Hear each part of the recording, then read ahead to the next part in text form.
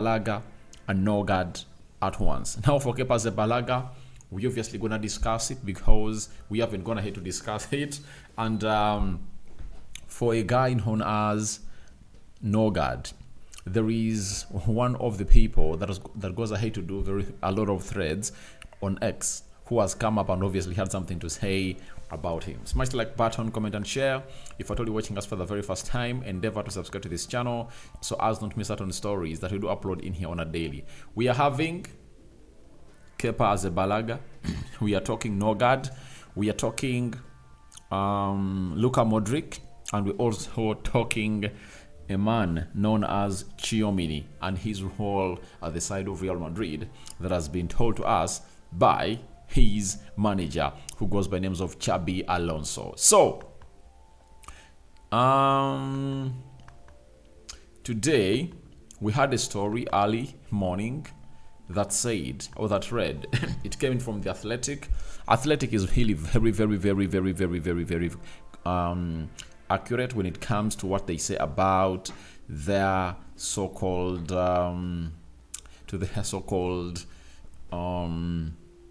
news. And they told us that Kepa Balaga will complete his move to Arsenal this week. Official announcement expected in the coming days. Once all the formalities are dealt with, he will cost the Gunners £5 million, as the release clause that Chelsea had gonna hit obviously include into what they wanted to take from him. So from there, Fabrizio Romano went ahead to confirm to us that Kepa to Arsenal, here we go. Deal done for the Spanish goalkeeper to join Arsenal as new backup for David Raya. Arsenal activate £5 million clause from Chelsea and all documents are now sealed. One more addition for Arteta after Martin Zubimendi. So, this is the other signing.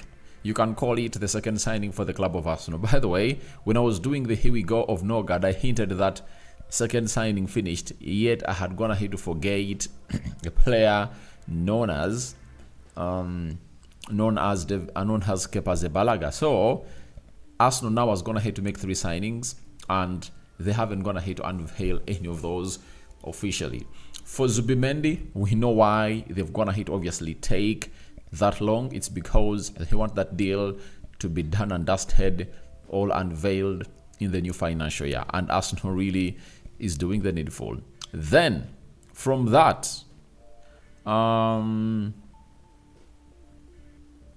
Balaga is in.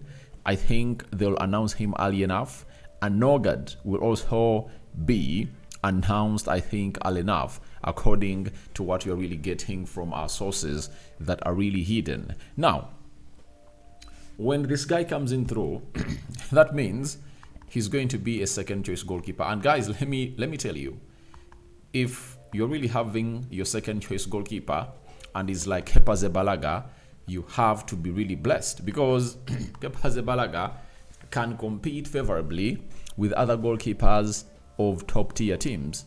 He was at Real Madrid, and you remember what he went ahead to do there, you know. And he was at Chelsea, but I think he fell out with Frank Lampard, and they looked out for another goalkeeper in Mendy, you know.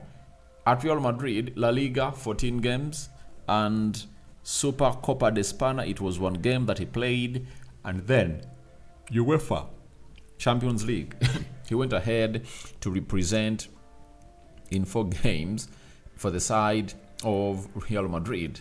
30 years of age. That means Arsenal are really going to be having this player for a very long period of time possible, because at 30, it's like a goalkeeper is just going ahead to start to do his job.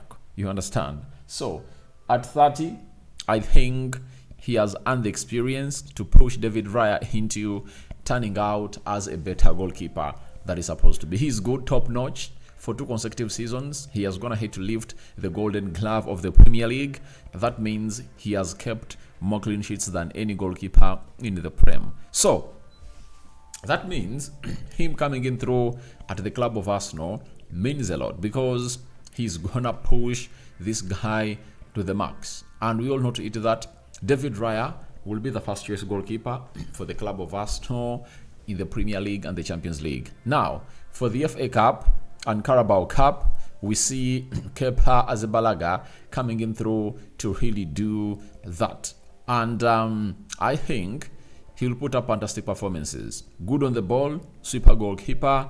He is a short stopper that most of you will really enjoy to watch and really see him coming in through at the club of Arsenal. So his medical is scheduled, and we're going to be letting you know when he's obviously going to be undergoing his medical. But I tell you what, according to when these players are really returning, I think every wise player would like to see to it that everything gets done before the end of this month. Like, you do the medical, you do the media work of the team that they'll use to obviously unveil you. Then after, they let you go, and you'll be just preparing yourself to see to it that you join the team around the 7th of July when the entire players do return. Now, for him, I think he has chosen Arsenal. Why? When he came from Spain, I think that was Atletico Bilbao to Chelsea, he was staying in London, and he has a very good attachment to the side of London, and we all know to it that in London he's gonna enjoy himself. That is it. And guess where Arsenal is?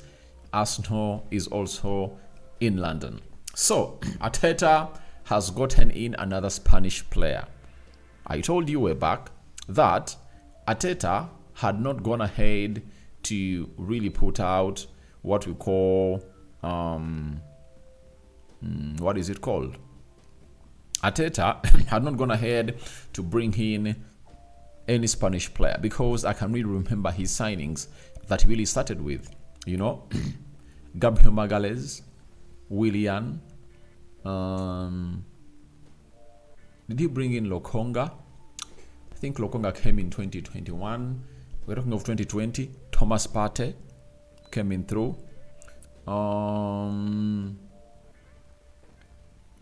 Then he went ahead to bring in Lokonga, Nuno Tavares. He brought in Ben White. He brought in Tomiyasu, right? Who else? Then Martin Odegaard, you know. Then he went to bring in Gabriel Jesus. He brought in this guy from FC Porto, that is Fabio Vieira. Then he went ahead to add on another player called Aaron Ramsdale, then Zinchenko, and Marquinhos.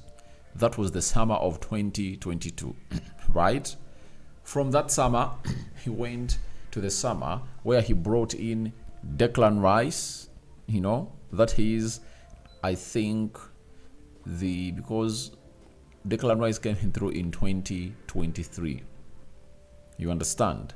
So that is his fourth summer transfer window. And he brought in Declan Rice, right? They brought in Julian Timber.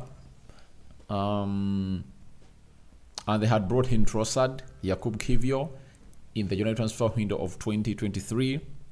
Who else did they bring in that year? I think they also brought in David Raya, right?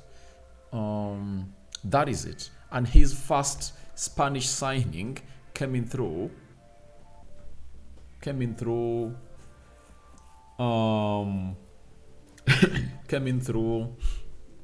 Raya.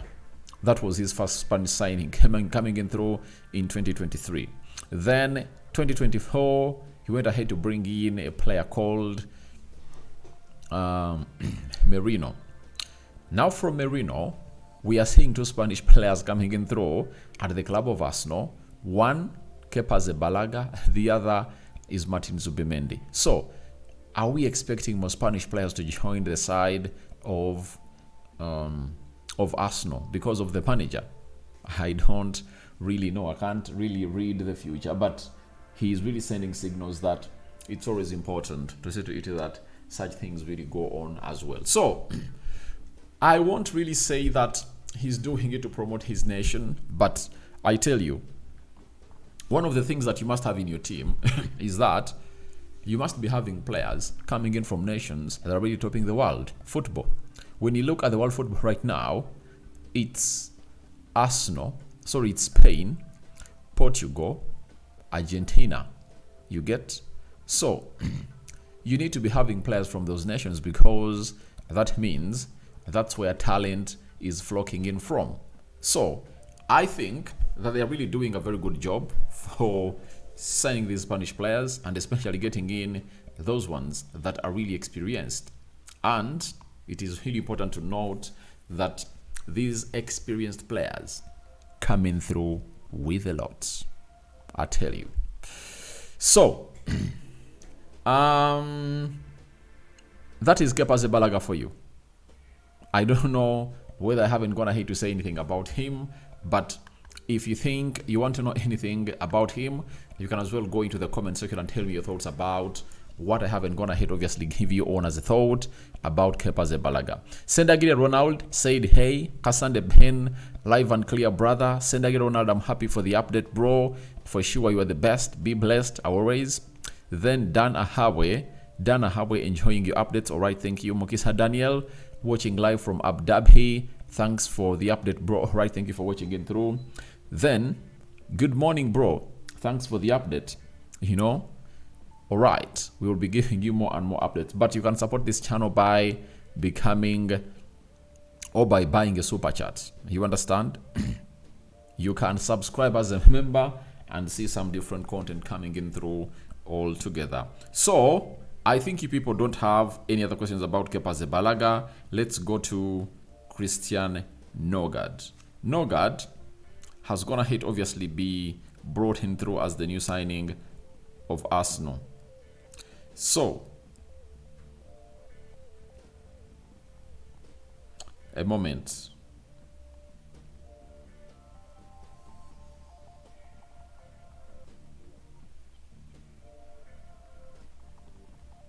So, sorry about that. Norgaard, has been signed, has been really put out. But I've already gone ahead to do that story. But there is something important I've gone ahead to land on that I thought it's really very important for me and you, especially as far as players like Norgaard are really concerned. Most of you don't really know what this boy is all about. I'm talking about Norgaard. But we have been given a chance by a guy known as TM Talks Ball to really break down who this guy is. And I think all of you will love the analysis that this guy is gonna hate to put out. So let's go eyes and really break it down to the max from TM Talks what? Talks Ball. So TM Talks Ball started with the first thread says Norgaard is an absolute machine. He may be 31, but his engine is impressive. Topped the charts for distance covered last season. This means when the game gets a bit stretched and becomes transitional, he has the capacity to thrive. Look at the chip he kept up with a quick Nunez. You understand? So, the guy is not a joke. He really makes interceptions, and I think that's why Arsenal have gone ahead, obviously, say we should get him in. The other, he had done said, Norgaard really is a steady Eddie. Very comfortable in most phases of the game, on the levels of Angume and Tchouameni for progression, Arsenal players and targets. Brentford give him a lot of responsibility in the build-up. You feel safe when he has the ball in most areas. By the way, one of the most big attributes for this guy is when he's having the ball. He just makes things look easy, that is Norgaard for you. So when he's really having the ball, even if you press him, he shows you that I'm a steady Eddie and I'm a press resistant player. That is Norgaard for you. The other spell is Norgaard has Merino 1, has the Merino trait of ghosting in the box, anticipating where the ball will bounce so he can score. Mostly from set pieces situations, you can count Norgaard to be a killer. He scored so many of these type of goals last season with his head especially. So you've had it all. When I was really telling you about the here we go that was, when the proposal was put in, I told you about the special abilities of this guy. And one of those was him scoring set pieces. And last season, he really knows how many scored. I think we are there 4 or 5.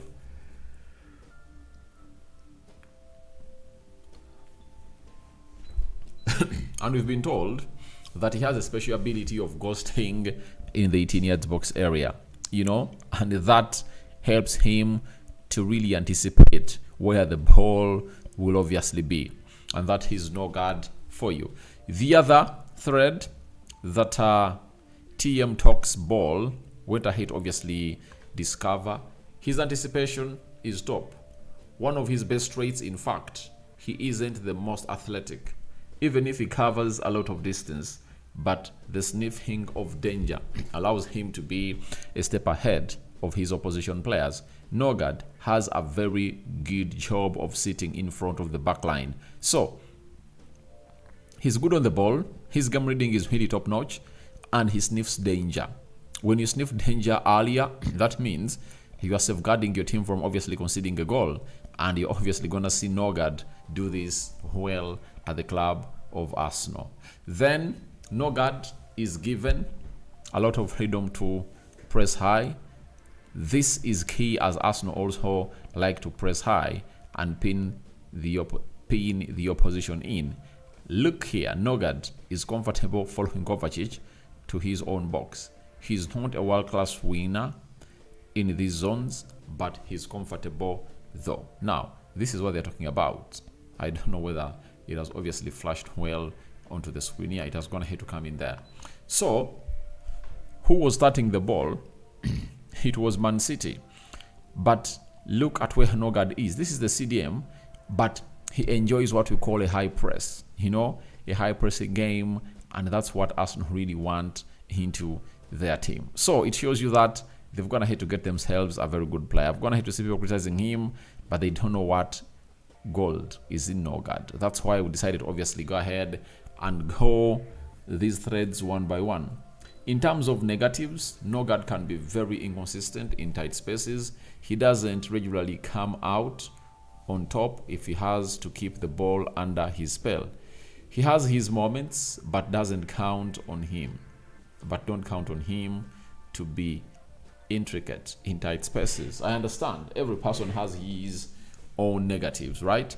And this is one of the negatives, that in tight spaces he really maybe doesn't do the quick passes.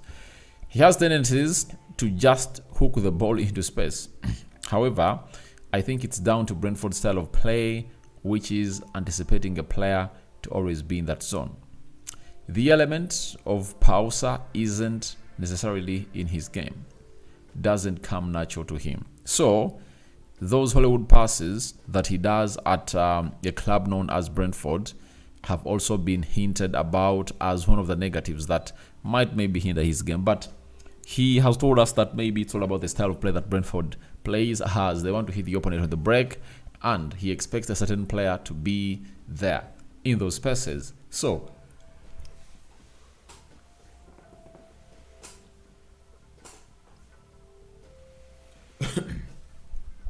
that is Norgaard for you. You understand? Then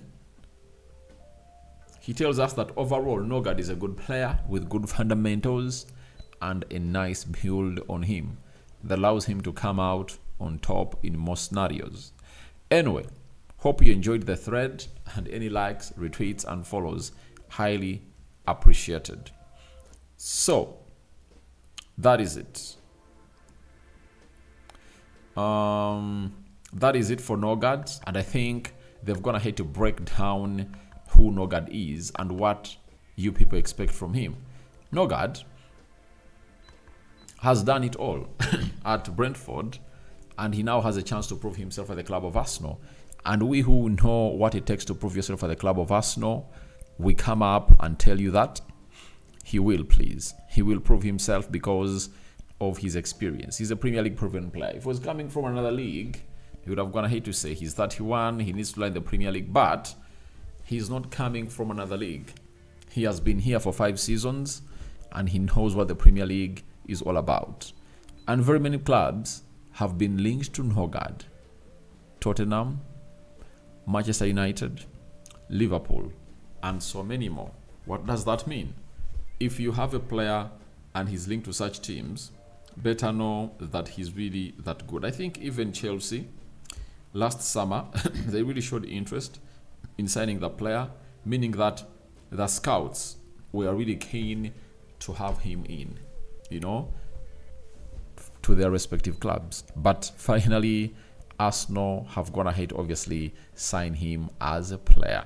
So, we are here to wait and see how those go about. But it's nice to see to it that all goes on well as planned. So, let's really leave Arsenal because I've gone ahead to tackle everything concerning Arsenal. Let's go to AC Milan, and this is Luka Modric. The story reads that Luka Modric will sign in as new AC Milan player after Club World Cup. The verbal agreement is done and sealed with medical to follow in July.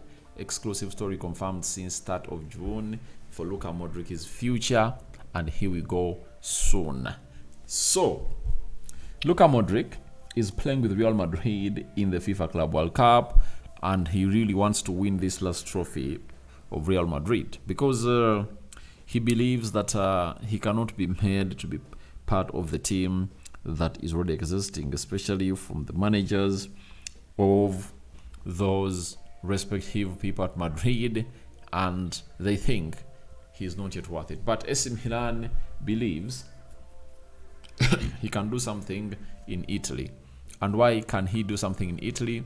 Because the league is off the pace. You cannot really be intensive. The intensity in Italy is not like that of England Premier League, La Liga, and Bundesliga. But he will be a very important player for the side of AC Milan because AC Milan has some good players, by the way. I think the most excited player to play alongside this guy is none other than Rafael Leao, provided they keep him around. Rafael Leao is a very good midfielder who plays as a left attacking midfielder, and I like the way he takes off people.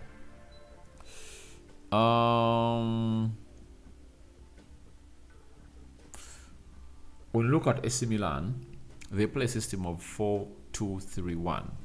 Now, imagine Luka Modric joining the likes of Christian Pulisic, João Felix, it really looks good. And I think for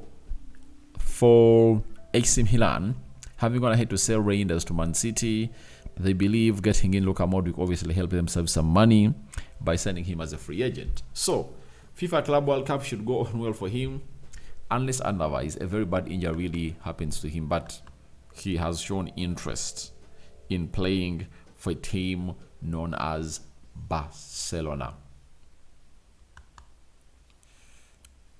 So that is it. Now let's go to the last story.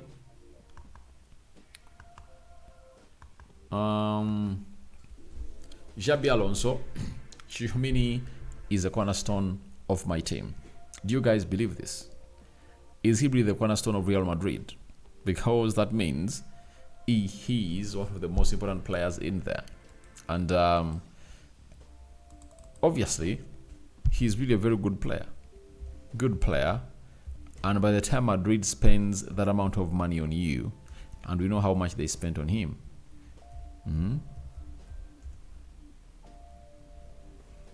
I know a lot. 80 million euros, I think. They spent that money on him, and he's really a versatile player.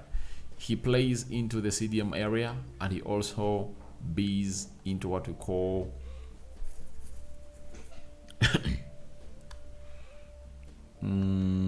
he also does the needful and plays into the central defense. I've gone ahead to see him being played in the central defense, and Alonso has hinted on him being a cornerstone of his team. But I think he's really lying. However much they say games of football really won and lost in the midfield, but I think Valverde has all the traits of being a cornerstone for the side of Real Madrid. But I think the manager just wants to give confidence to this guy. Maybe sometimes he's really trying to lose it, and he's like, he should really get back onto the focus. And the focus is simple, going to win games. Alonso comes through to the La Liga when they've gone ahead to lose out onto the Champions League and the La Liga, Copa del Rey, and the King's Cup. So, as it stands, Tchouameni is a key figure into the team of Alonso. And Alonso is obviously showing us which players that he needs to be at his team. So guys, thank you very much for watching through. Rokani David is my name. I don't know whether we'll have any questions, but I see some questions. Good morning, brother. Thanks for the show. All right, thank you. And I think we've gone ahead to tackle everything to the fullest. Let's call it quits right now. Your reactions on Arsenal signing 2 players are welcome in the comment section below. And then the other stories I'm going to talk about. Let me see what